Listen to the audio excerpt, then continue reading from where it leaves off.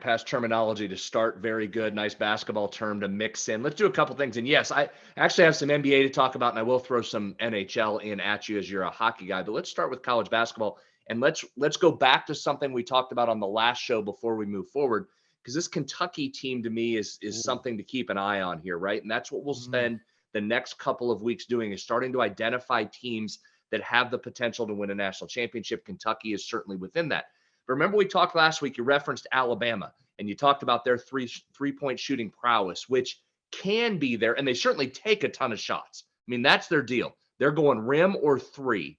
But man, they are cold from three a lot. Not a great Ooh. percentage. We talked about how bad their percentage is, but they're volume shooters, so that keeps them in games. I took Does your that advice win again. in March, though? It's boy, it's hard. It's hard. Remember, I told you I worked with in the WVU athletic department when John Beeline was here. Very similar. Feast or famine from the outside type of shooters. I saw Coach Beeline take West Virginia to the brink of a Final Four, lost in the Elite Eight to Louisville when they needed one basket, couldn't get it to drop. Saw them go to a Sweet 16, get beat on a last second shot. So yes, it can, but man, that variance is huge, and it is hard to put. If we're talking betting perspective, I think that's hard to back that, Dave. That's Yeah. hard to trust that in weird gyms, sometimes big buildings. But we saw Alabama be very good last year, right? They can make a run. So they're Right. just hard to trust. And that's what you saw against Kentucky. I took your advice again. I hope people listening to the program do. Your plus theories on any sport, but college basketball in particular, It's comes amazing. through again.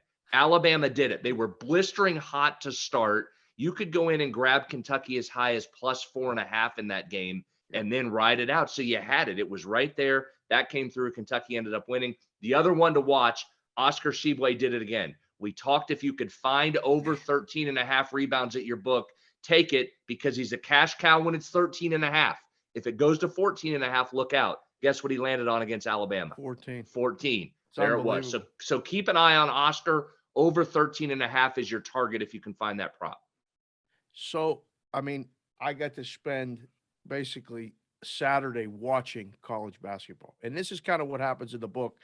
You know, a lot of guys go on vacation the week after the Super Bowl, the second week after. February is a little bit of a light month as far as people coming to town.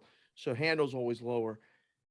So when you're working, you watch a lot of college basketball. I was in a hospital with P-Rolt, Matt Peralt, who I do the Bostonian versus the book with. He had a little stint. He had to stay there. So we just watch basketball.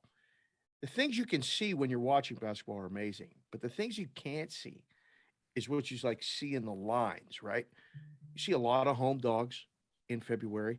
There's a lot of good teams laying short number points on the road, second time through conference matchups. That's what's going forward this week and next week, right? As we wrap up and head to the conference tourneys. When you look at the lines daily, are you looking for anything in particular? Like, because there's so many games, right? And people ask me, well, how do you bet college basketball? First of all, that's a very general question that I can't answer with one answer. So, what do you like to look at? Do you like to look at size? Do you like to look at totals? You're a Big 12 guy. Kansas put up 100 points Oh, last night. I A know. 100 points in a college basketball game. That's a lot. For people that don't know, that is a lot of points. But Kansas is a team that I don't want to back in March. I don't want to. I don't think that they're championship. I mean, they can make a run, and these top 8 teams, 10 teams, they can all get to the Final Four. I just think when Kansas needs a bucket, I don't know who they go to. So Yeah, so they're there's a a good lot of question. questions there. That was a horrible way of asking a question, but I'm trying. Just pick whatever you want and just start talking.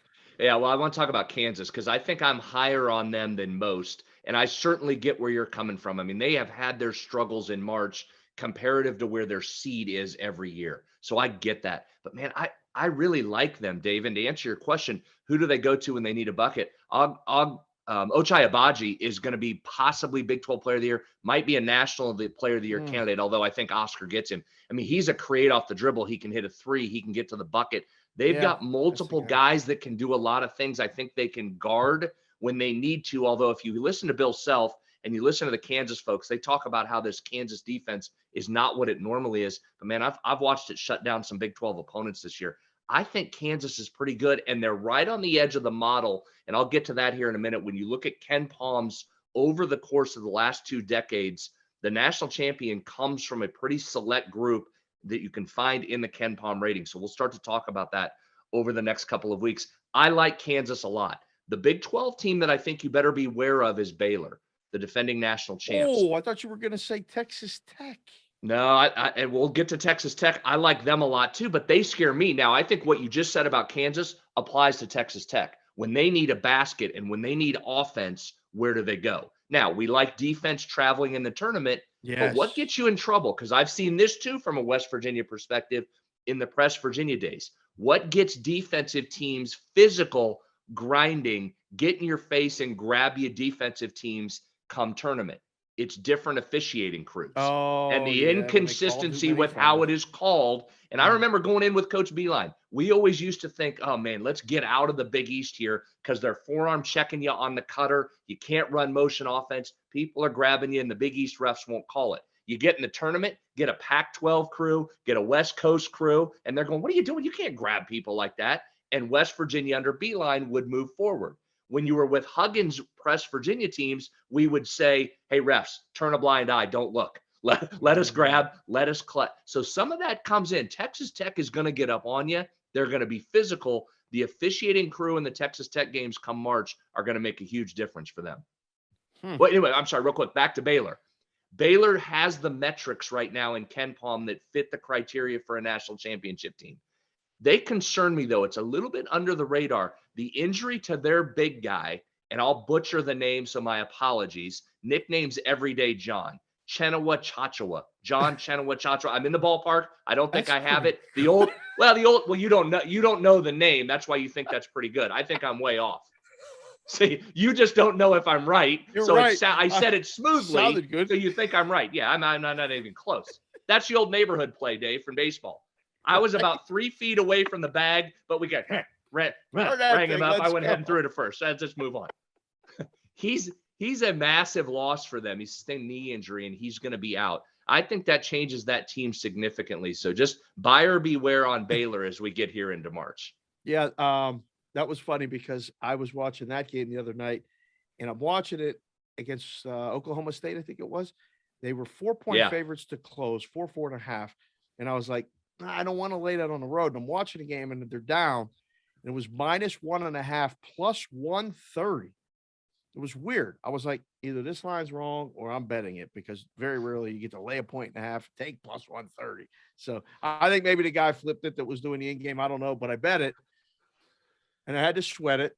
And then it went to overtime, and I had to sweat it. And then Baylor got up 2, and Oklahoma State had a shot to tie a win, and it rimmed out, and I won. And I was like, oh, buckle up. Here comes March. I mean, this basketball betting will give you some ups, downs, sweats. Like if you really need some juice, like my buddy Kevin Walsh likes to say on Sportsbook, he calls it, this game has juice. These games have everything. We just saw it last night. You mentioned UConn and Villanova. Yeah, fun game. Fun game. Not unbelievable game, right? Fun basketball game. Comes down to a blocker charge at the end. And Rex Chapman does a great thing on the Twitter. Is it a blocker charge? I watched it 10 times. I think 5 times it's a block, 5 times it's a charge. I'm not sure. I mean, Gillespie does that a lot. He takes it to the hole and gets to the foul line. But Villanova, you want to talk about a team that I think is March ready? That team, despite all their injuries and things like that, they got a lot of senior leadership. You hear this all the time, B-How. Guard play wins in March. Guard play wins in the tournament. Do you abide by that rule? Are you looking for teams with good guards here like this week, next week, as they get into conference tournaments? Is that a huge key, or is that just media speak for we really don't know shit? We're just going to say this. No, I mean, yes, I like that. And I think, listen, I think college basketball can be guard heavy at times, right? Because what happens generally, we spend more time on defense than we do offense. The offense can look ugly. If you watch college basketball consistently and watch any kind of NBA, it's like two different games. The It is. offense can disappear a ton. And last night, for just a second here, that UConn Villanova game, couple quick notes. First of all, just a fun college basketball game as we get near March. The old Hartford Civic Center, now the XL Center, was absolutely popping. Right. That was one of the moves. I give UConn credit. That was one of the rare conference realignment moves that has really worked. Them getting back to their roots and saying, you know what, football's not working. Get it out of here. We'll figure that out. We're going back to the Big East, and we want to play in games like they had last night. That crowd was hopping. It was ready to go. Danny Hurley's absolutely insane. They need to get a Hurley cam on the sideline. I mean, he's nuts. He gets run, although I think unjustly. He's kind of getting the crowd fired up. That was a weird call. But some of that too. Here's what I also think, Dave. Be careful of this. This is what happens these last couple weeks in these big games. Those couple of calls late, the block charge, okay, that's kind of a flip a coin. If you would have called that a block, I could have seen that. Gillespie kind of went off to the side of the defender right there. Could have been either way. But right before that, Gillespie got tied up in the backcourt. That was a clear foul. I think there's mugging. They showed the replay. He's around his arm on the side, and the crowd's going nuts, and the officials are going nuts. And sometimes I think they're human. They get hung up in the emotion of that. That was a missed call. If you're holding a Villanova, as some in the Northeast call it, Villanova ticket, that hurts you there now. That hurts you. Get the. Listen, ref in college basketball is a hard job. I don't need to get on here and scream. They're easy targets. They're trying their best. We have an official shortage around the country, so I don't need to pile on. But man, there were a couple late calls that if you're holding a ticket on one of those sides, look out on that one. Yeah, it is a hard job. I'm coaching the kids, and it's hard to get umpires to do high school and all kinds of stuff because of the chirping and because of the backlash and the stuff you got to take. Refereeing basketball at the speed that they're going and stuff, it is not an easy gig. It's very difficult. Those games decided by the foul call or no call, though, those leave a mark in the book. People used to get mad in the book. You guys knew. The game fell too. Yesterday was 22-22. The line on the game was UConn -2. The game fell 2. He had a free throw to make it fall 3, and he threw it off the back of the rim because there were 0.2 of a second left on the clock, and he knew that there was not time. So you want to talk about deuces wild. The kids always go deuces. They tell me that on the way out the door, as they make a play in the field, they always give me the deuces. Like, okay, I see you deuces. Crazy how that happens. So like the Big Ten, that's going back to, your roots in Iowa basketball. Iowa looks like they can fill it up. I'm not sure about them going forward in March, but Purdue has arguably their best team that they've had in a while, and they've had good teams. This team looks like, they're near the top of the odds as far as winning it all.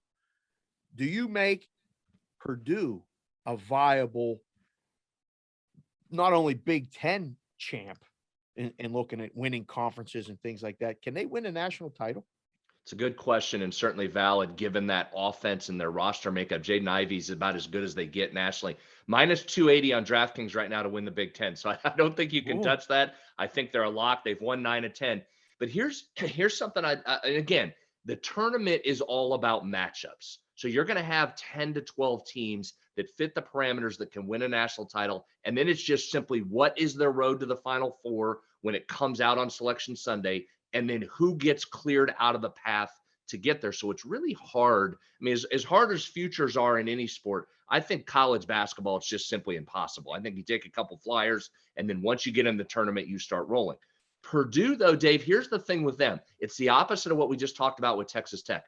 Their offense is elite. Purdue's number 1 in Ken Palm right now. But defensive efficiency, 114 nationally. Thank you for watching this video. If you liked it, click on another video right here on the screen. And if you really liked it, consider subscribing below. Thanks for watching. We'll see you again soon.